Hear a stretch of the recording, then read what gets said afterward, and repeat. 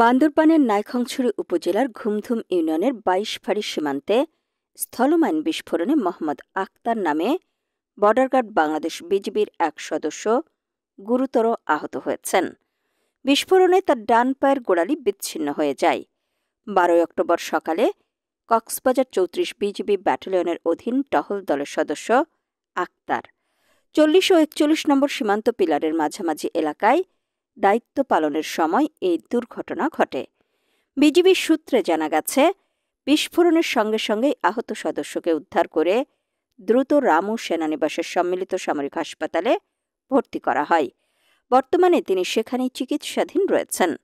গোয়েন্দা সূত্র জানায়, যেখানে বিস্ফোরণ ঘটেছে সেটি মিয়ানমারের বিদ্রোহী গোষ্ঠী আরাকান আর্মির দখলে থাকা অংজান ক্যাম্প সংলগ্ন এলাকা।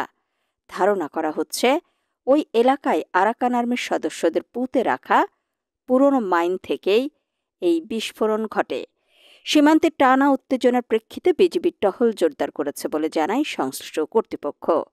সেই টহলের অংশ হিসেবে আক্তার ২২ ফাঁড়ি সীমান্ত এলাকায় দায়িত্ব পালন করছিলেন।